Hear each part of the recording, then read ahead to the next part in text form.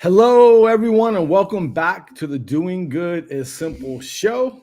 I'm your host, Chris Marlow, and we are very, very excited for you to be here once again as we talk about the book, Doing Good is Simple. This is a book I wrote 10 years ago. And about 10 years ago, my good friend, Michael Eady, who is here with us today, and in just a few seconds, I'll introduce Mike. He is a Cubs fan, and they lost. They just lost like just a few minutes ago. And so Mike may be a little depressed today, but we'll see.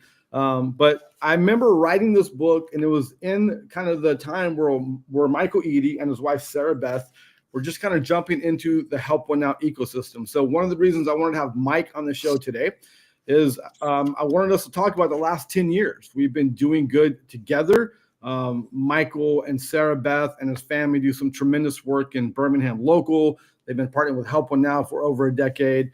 And I think you're going to love his insights. Just a quick reminder, we're going through chapter by chapter, and we're asking one simple question. Can we still make a difference? Today's chapter, I really love it because the goal of today's chapter is, can ordinary people make a difference? Not just the professionals. Can people like you and me make the world better and brighter? So Michael Eady, welcome to the show, brother. Thanks for having me, Chris. Excited to be here. So, Mike, I wanted to just read this quote by Gandalf. And my family, my youngest daughter is a big Lord of the Rings fan. And so about 2 months ago, she said, "Hey, Dad, do you want to rewatch Lord of the Rings?" And I was like, well, that's going to be like an 82-hour commitment, but I guess we can do it. And so slowly we've been going through Lord of the Rings. We're like on, and she's doing the extended version of it all. And it's like 4-hour movies. It's amazing, but it's a throwback to kind of this reality of Lord of the Rings, where like there's light and there's darkness and there's a collision. And often what we're trying to figure out is like, can the light overcome the darkness? And so Gandalf says this in the book: I have found that it is the small everyday deeds of ordinary folks that keep darkness at bay. Small acts of kindness and love. So Mike, when I think about you, I think about somebody who is very, very action driven. You're the type of person who's constantly taking massive amount of action in every part of your life. And I just want to, before we jump into the first question, I just want to like maybe set the stage with like, why is it so important for you to be an action driven type of human being? Yeah. I mean, I wish I knew why God made me the way that he made me some days, but I'm certainly grateful. You know, I think most, I say this a lot, people are a product of the environment that they put themselves in. And so for the first 18 years of my life, I lived in the house of 2 educators and 2 people that were focused on raising a family that was going to honor God with our deeds. Both my parents were very strong work ethic. They were in the fine arts teaching capacity. We were very active in sports, and we were a competitive family. And I think a lot of my drive comes from like a competitiveness of like wanting to be the best at something and wanting to do good in whatever I do to do it well. And if I'm not going to do something, it might be because I don't believe that I can do it well. My wife jokes a lot that if you want Michael to do something, then you should tell him that he cannot do it. And then that will be a motivator for him. So, 11 years ago, I started my own business, and that was kind of a start to a different type of journey. And some of that energy went into like, hey, this entrepreneur, you're out on an island. I started it with one of my good friends, so I wasn't by myself. And I do a lot of things together. I don't typically go solo on anything. I like to bring someone along with me. Again, I love relationships. I love getting to know people. I love doing things with other people and doing things in community. And so I think that's a lot of where all that comes from. So, Mike, I want to let's just dig deeper into that for a second, because I think it's really, really critical. Almost in every episode, I've basically have been talking about, just because you and I are fortunate, we get to travel all over America, all over the world to an extent, and we kind of hear some of the same themes: how connected we all are, but how lonely everyone feels. Tell me why you are one of the most forceful people I know on building community. And, people like you and I, we kind of run in this intense lane. But I think we run in this intense lane because we have really, really big hearts and we care for people. So just tell me, why is community so important to you as you think about building? I know your church, your business, the nonprofits you support, you're all doing it through this community lens. Why is that so critical for Yeah, you? I think I just saw the value of community in my own life at an early age. And then as I got older and we had things that were maybe good things, but at times they rip apart, our communities, and they make us less focused on how to get to know people, and how to truly be yourself, and to get your stuff on the table for people to know you. Read some Brene Brown when I was kind of starting my own business. And, anybody that's read Brene knows that, like, she talks a lot about the power of Mhm. vulnerability and being your true self. I've never had a problem. Like, I think my parents did a really good job of, like, you are who you are. God designed you this way. You need to Yeah. love yourself Mhm. in a way, and be comfortable with who you are, and be comfortable that we're all different. Like, if you get raised in a fine arts family, you will be around different people. And I played sports as well. So the Yes. combination of, like, you're on the field with a variety of different people, you're on a stage with a variety of Yeah. different people with different backgrounds, Yeah. but you kind of all have one common goal. And, like, in team sports, you see that. In plays and theater productions, you see that.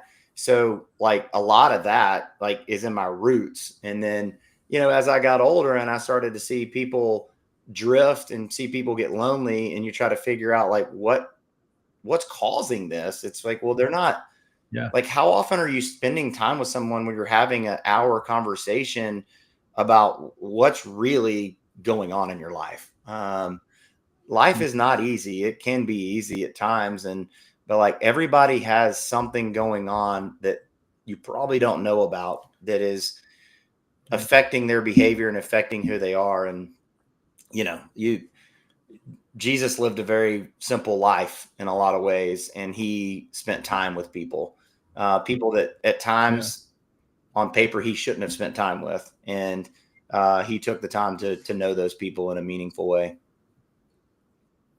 Yeah, Mike, thanks for that. I think it's it's interesting your background with sports and fine arts, and like you do spend time with so many different groups of people, and I think that's so critical. It's so easy these days to get isolated. So we talk about even the concept of doing good is simple. I think one of the reasons we really struggle with doing good is because we've isolated ourselves into just pockets Mhm. of people. And the more time you spend with other groups of people, I think the more empathy, the more love, the more compassion, and the more wisdom you get. You get to spend a lot of time listening to other people's perspectives, ideas, and reasoning, and then you get to form your own. And so, one of the things I wanted to jump into for the last 12 years since I wrote this book, and speaking of Brene Brown, she made the I think it's Theodore Roosevelt's quote so famous about being in Mm. the arena, being women and men who take action. And when you think about the church, when you think about doing good, when you think about being a good neighbor, one of the things that I've said over and over is the American dream is a gospel Mm. nightmare. And I'll just say it again: the American dream is a gospel nightmare. Now, just to be clear, I want to let everyone know, like, America's an amazing. I love my country. I'm grateful to live where I'm at, but it's so easy when you live in America to just get Yeah. comfortable and just to kind of do your own thing. And so the question I have for you, Mike, is like, why in the world do you think, and maybe how can you help people listening understand, like, when we think about the gospel and Jesus, taking action and loving your neighbor is such a primary thing.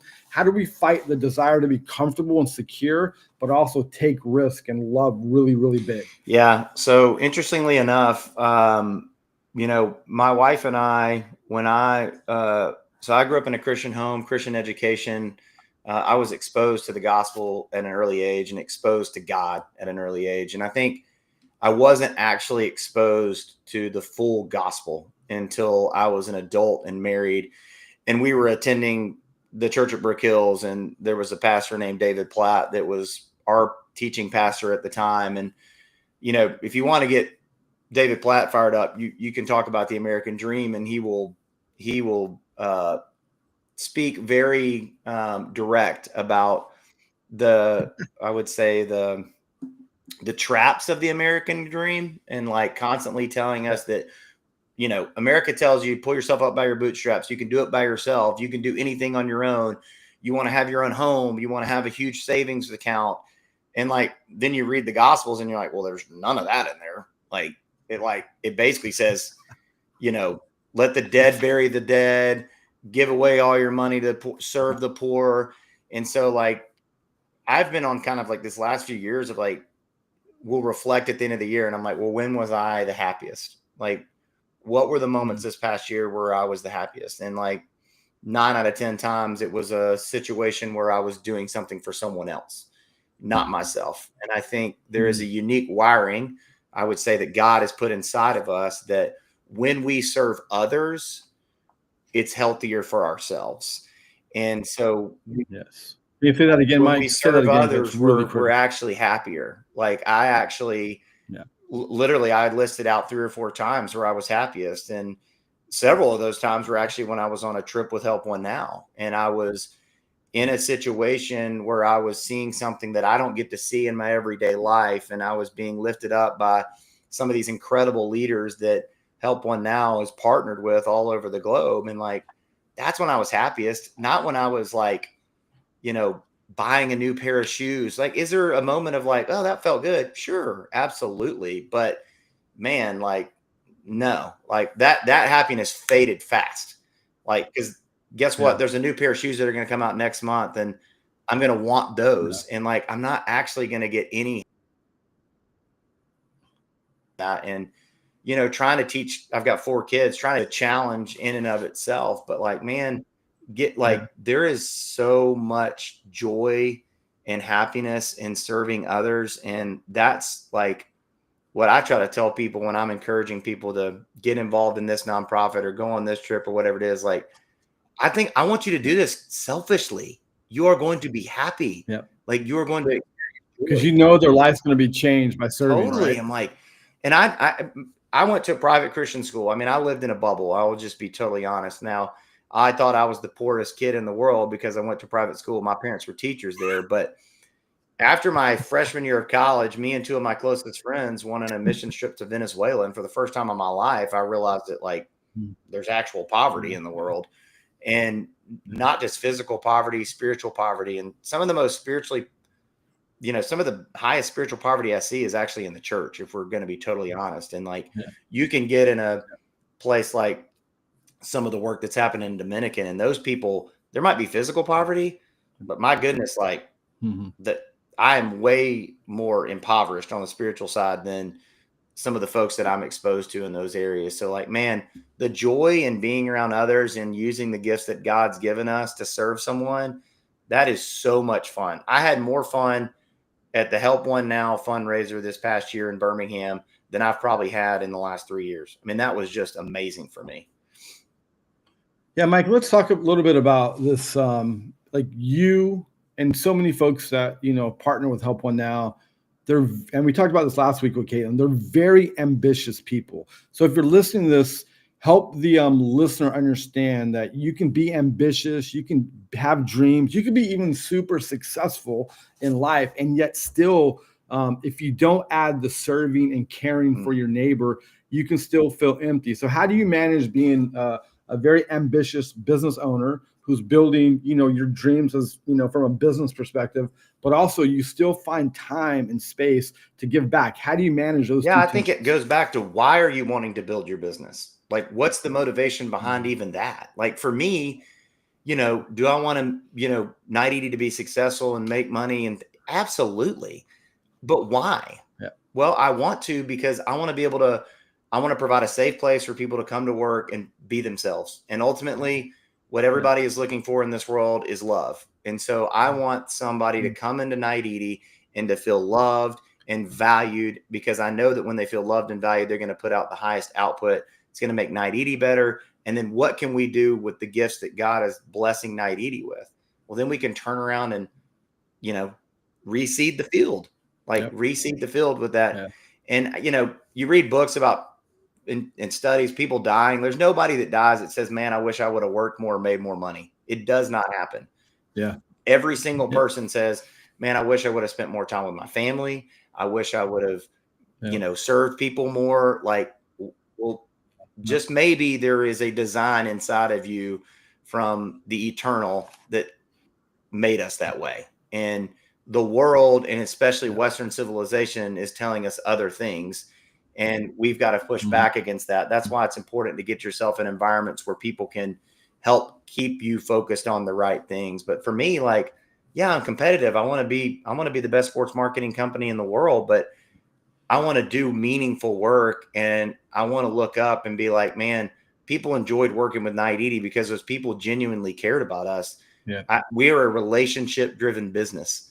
Like, I want to know people, even if you're my client and you're working at one of the most powerful sports entities in the world. Like, I want to know who you are. I want to know why you do what you do and what makes you tick. And, oftentimes, like, when those values align, those are when Night Edie has the best partnerships with people, because Mike, we know we're not working towards just what's this great event that we're running.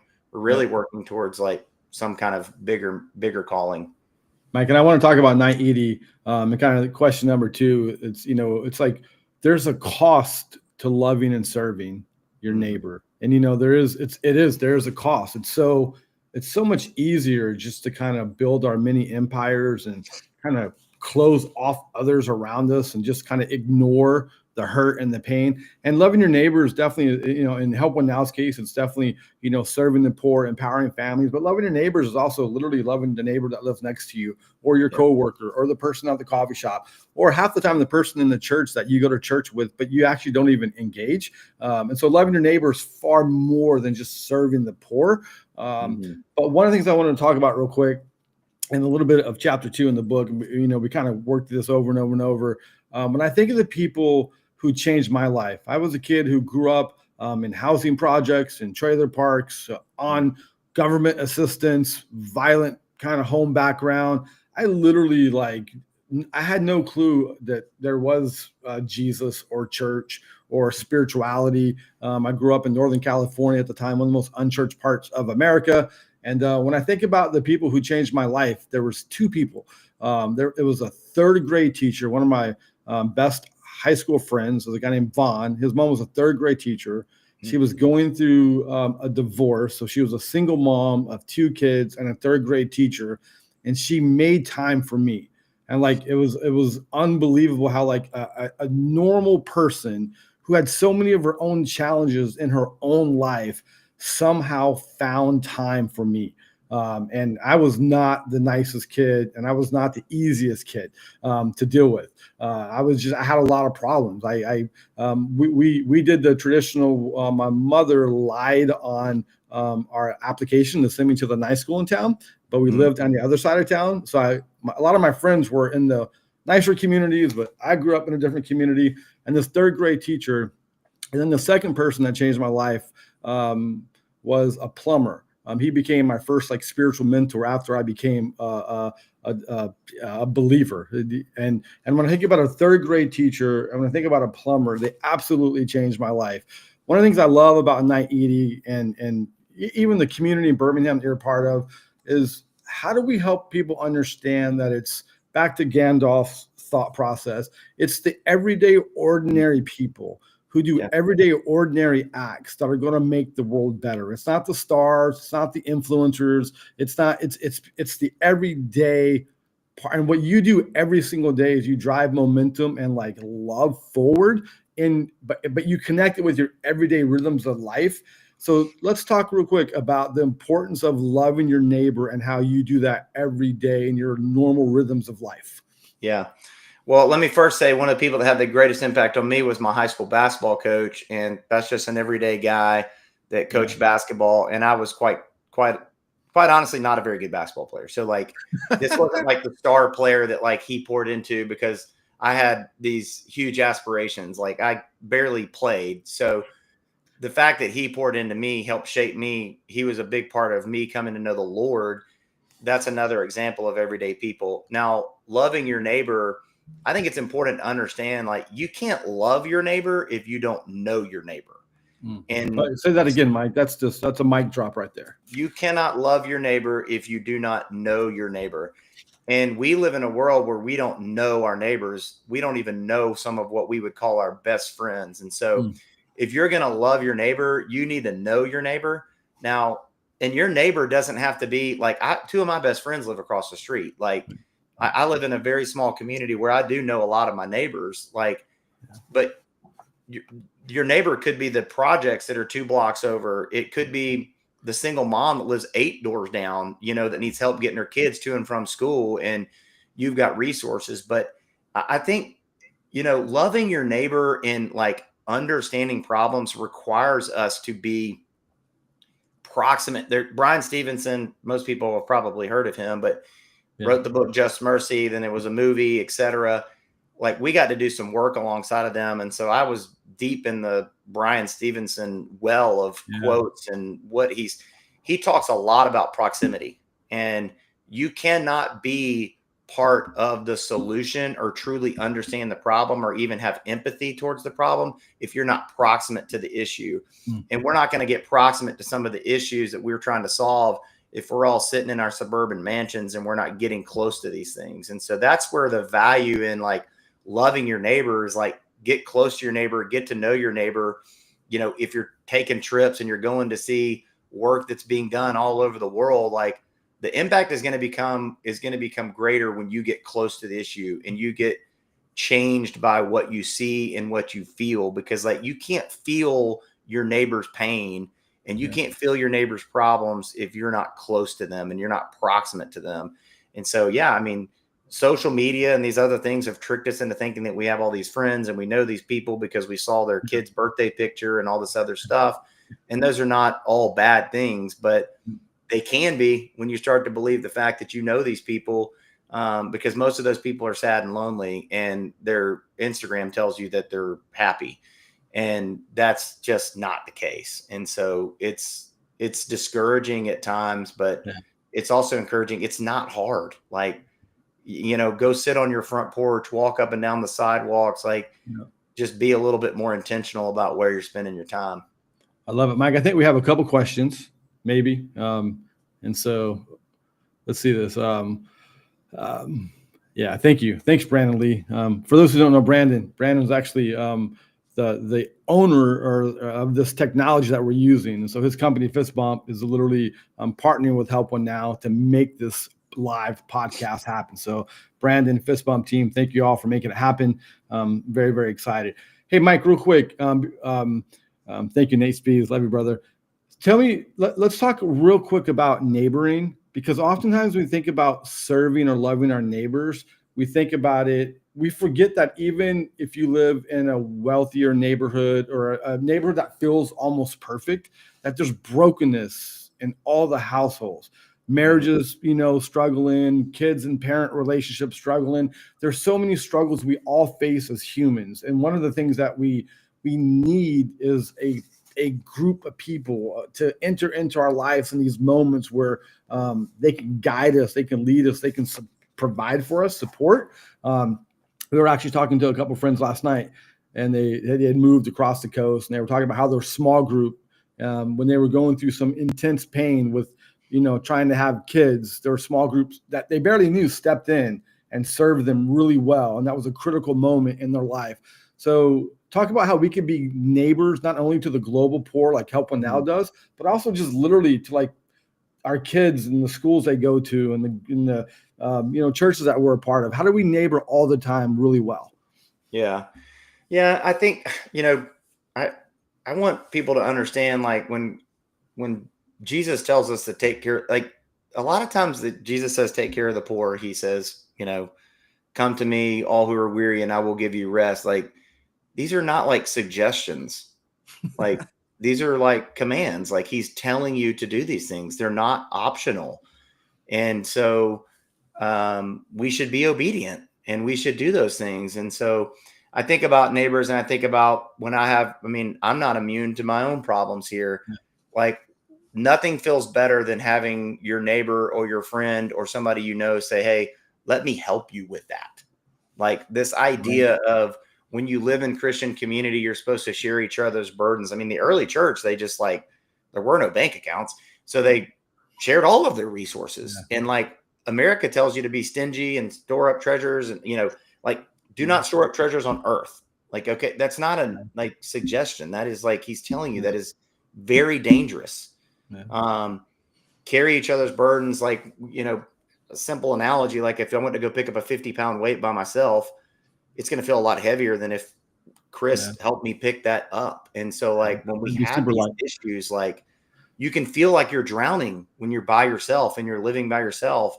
But when your neighbor comes over and says, hey, I know you're walking through some stuff, and maybe it's a single mom, maybe it's a marriage that's somewhat struggling. Like, maybe this kid's getting picked on. Like, how are you talking to your kids about, hey, if your friend down the street's getting picked on at school, like you need to advocate for that person. You need to stand up for that person. Like God tells us to stand in the gap for people.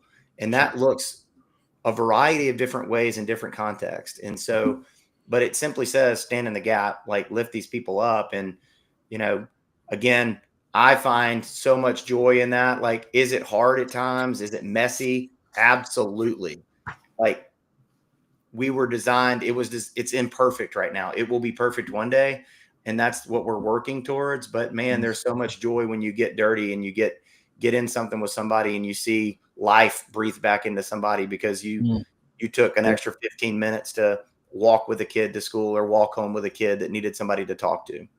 And so, Mike, kind of what you're saying, it feels like on a very practical level, we were just at a coffee shop and you were watching people walk in and out of the coffee shop on their phone, not paying attention to anything around them. And I do the same thing, by the way. So this isn't judgment. This is just like our lives. We're constantly connected to our phone and we're just moving on to the next action, the next to do. How have you and your community slowed down and paid attention? And it feels like there's a lot of intentionality that's happening where you live. Help people understand the power of slowing down and being aware of the needs that are around you. How do you do that? Because I know you're literally like, we had to do this podcast early because you need to jump on a plane to go chase some business down for your company. Like you're really busy, and yet you still slow down and pay attention. How do you do that? Yeah, it's not easy. I mean, God also said, be fruitful and multiply. And I took that to heart and had 4 kids. And the next thing I looked up and I'm like, man, I don't have any air to breathe here in trying to run a business. But I think you have to have other people around you that believe the same things and they can help you stay on track. And I think that's what's been fortunate for me is that, I have a community group. Caitlin, who was on here before, is in that group. Like we do life together. Like we are able to provide rest for each other at times when we need it. Like Sunday after church, all the kids are going to the Pierce's house and, they're going to swim in it for a little while everybody gets a little bit of rest and slows down and has a meaningful conversation with their spouse. And, I'm a person that has a hard time saying no. I made a commitment this year with the Junkins and the Flinkos, who are 2 of our closest friends. And I said, look, my word is no. I need you guys to hold me accountable to this. And like, I got to be able to say no to coaching or doing this. And sometimes I don't take the work trip or I don't go to an event because there's other things that are more important than that. But you just have to have the right group of people around you. Again, like create your environment to the way that you want to be, because that environment is ultimately going to drive a lot of your behavior. And so get yourself in an environment that values that. But it's not easy. And I think I heard somebody say at one point, like, you're so busy you can't even hear the spirit. Like that's a dangerous thing. And like if we don't slow down, then we're not going to hear the voice of God telling us what to do. And that gets you down a really dangerous path of, man, if I'm too busy to like listen to God, that's a pretty serious problem. And look, he's the divine and he's not on your schedule. Don't hear me say that. But at the same time, like slow down. I mean, Jesus was not in a hurry ever. Like people were coming up to him and telling him somebody's dying. And he's like, well, let me finish this over here and then I'll get to that. And like that, if we are supposed to be followers of Christ in the very simplest of forms, how did the man live his life? He lived a very slow, methodical life. He had 12 friends and one of them screwed him over. So like, I mean, what should our lives look like? Should we try to have 2,000 followers on Instagram, or should we try to have like 10 to 11 really close friends? And so I think that is, that it's like simple, like we make it more complicated than it is. And, some of that is maybe the Western church and Christian culture and things like that. But the simplicity of Jesus's life is, there's something to be said for that. Like this, he was not an entrepreneur. He was not a CEO. He was a carpenter.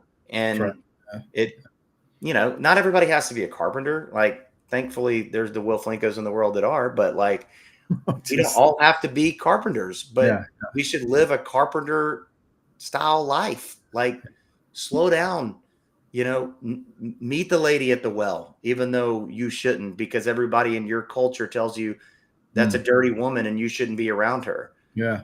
Like, We're about to talk about that. You not to hang out with somebody, maybe Jesus is telling you you should. Yeah. Mike, I want to talk about that.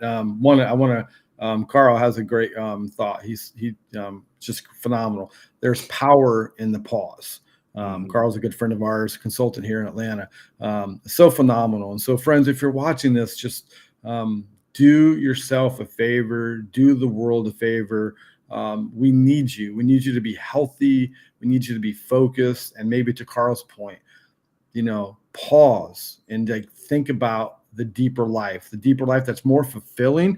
And in the world we're living right now, it will constantly keep you chasing, maybe chasing the things that aren't as important as what's really important. And Mike, one of the things I love about you and the community is you guys have you've built your life on building a healthy community. Y'all deal with conflict. It's not always perfect. And you just mentioned Jesus' life. He literally had one friend who betrayed him, and yet he still built community. So friends, please, if you're not in community, find community, build community, fight to be in a healthy community. Prioritize community in your life. If you're lonely, I would encourage you to do a couple things. One, pray that God will provide friends. And two, what we talked about in the beginning and what we're going to talk about here, take action. Go find community and do whatever it takes to do that. And that's really hard because you're admitting to yourself, I don't have something I need, but it's worth chasing that thing until you get it. And community is the thing that will keep you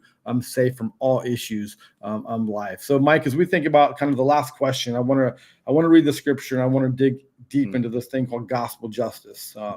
We live in this really unique world where I've had a conversation lately. I've had 3 or 4 of these conversations where you start talking about caring for orphans and widows, and there are many people who say, "Oh, that's just woke," and you're like, "What? Like how? Like wait, how do we get here?" And I know that's even not to be political right now, as much as it is to be like, what is going on where people think caring for your neighbor, caring for the poor, caring for the least of these, making sure people have food, clothing, housing, and community, where that's so. I want to read James, and then we're going to talk about this thing called gospel justice. And I would love for you to help guide us as you think about what it means to pursue justice.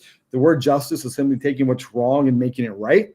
And of course, I think there's a biblical framework in what justice is that we're all kind of pursuing. So let me just read James, and then we're going to jump into this. James says this, do not merely listen to the word and so deceive yourselves. Do what it says. It's just unbelievable, right? Like, do not merely listen to the word and so deceive yourselves. Do what it says. Anyone who listens to the word but does not do what it says is like someone who looks in the face of a mirror and, after looking at himself, goes away and immediately forgets what it looks like. But whoever looks intently into the perfect law that gives freedom and continues in it, not forgetting what they have heard, but doing it, they will be blessed in what they do. Mike, you love sports. I want to talk about your love for sports and your love for justice and your love for the church and how you're taking action, because in this kind of world that we're living in, people are actually getting confused on if it's biblical to care for the global poor or the material poor in your community. And this is becoming a bigger issue than we think. And so how do you kind of combine your love for sports, your love for the church, and your love for justice and community together as you think about maybe this language of gospel justice? Yeah, so I love James primarily because like he kind of speaks my language of just he's very the scriptures are very blunt. Like there's no like, what does he mean by that? Like it's pretty clear. And that's kind of the way I communicate a lot of times is, I if you have a conversation with me, you probably know how I feel about something pretty quickly. I think you know pretty quickly how James feels about gospel justice and how Jesus feels about gospel justice. So like you can read that, and I don't know how people read that and don't think to themselves like, I read that and I'm like, not to get into this legalistic, like you got to check boxes to be a Christian, but I read that and I'm like, the reality of it is if you're not doing these things, you may not know Jesus. Yep. And that's a scary thought. Like, and Mike, what you're saying there is you may go to church, go to small group, and still not know Jesus. 100%. Like, yeah, you love this idea that this God's going to save you from eternity. Yeah. But like you're all about that get out of jail free card, right? But are you about serving the God? Are you about submission to the God? Because that God that gave you your get out of jail free card is telling you this is what your behavior should look like. And if your behavior doesn't look that way, then maybe, just maybe, you don't know the Lord. And like, I'm not saying that, like, there are plenty of times where people are going to have an experience with me where they think to themselves, that guy doesn't know Jesus. Yeah. Because I'm a fallen sinner and I have not been fully sanctified. And so, yeah, I'm still going to make mishaps, but like, am I looking myself in the mirror on a daily basis? And does my life reflect a life that is doing justice in the world and trying to fix what is broken? Yeah. Because there's no clearer picture of the divine and the creator. The whole story is like, we're trying to reconcile the world the way it's supposed to be. And the path to do that is Jesus.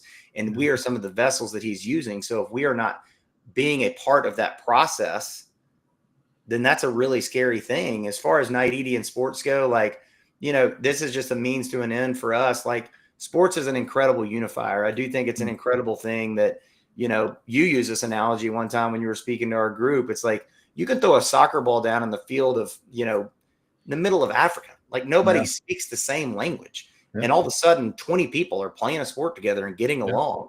Like, it can be an incredible unifier. Like, we, at most of our events that we do at Night Edie, has some charitable component to it, trying to take a portion of whatever we do and give back, whether it's through financial or messaging or whatever else. We do try to partner with nonprofits in what we do. And that's kind of the ethos, part of what we do at Night Edie. We believe in sports as our mantra. Part of that is we just think it's an incredible platform to create change, because like, a lot of people do love sports. And like, if we can use sports to create positive change, then like, that's a lot of what we want to do at Night Edie. Yeah. It's not just about the wins and the losses and the epic moments that you can have at sporting events, because most people will tell you, if you ask them like their top 5 moments in life, like once you get outside of like weddings and the birth of children, it's going to be a sports moment. It's going to be, I saw this national championship, I saw this World Series win, whatever it was, or I saw my kid score a touchdown in the state championship game, whatever it might be. A lot of times it goes back to sports, and for us to be able to play in that sandbox is really fun. But yeah, James is great. Now, he does talk about bridling the tongue in there as well. And anybody that knows me knows I struggle with that. So, work in progress over here, but yeah, James is very clear and he's very direct. And I think that we should take those words. And again, not suggestions. These are not suggestions. Yeah. Why do we struggle with the word commands? Yeah. I mean, I just think in general, especially people in America, struggle with authority. The whole reason this country was founded was we were rebelling against authority that we were under. We wanted our own thing over here. And so I think a little bit of our mentality over here is that America is in charge of everything, and we as individuals in this country are in charge of everything.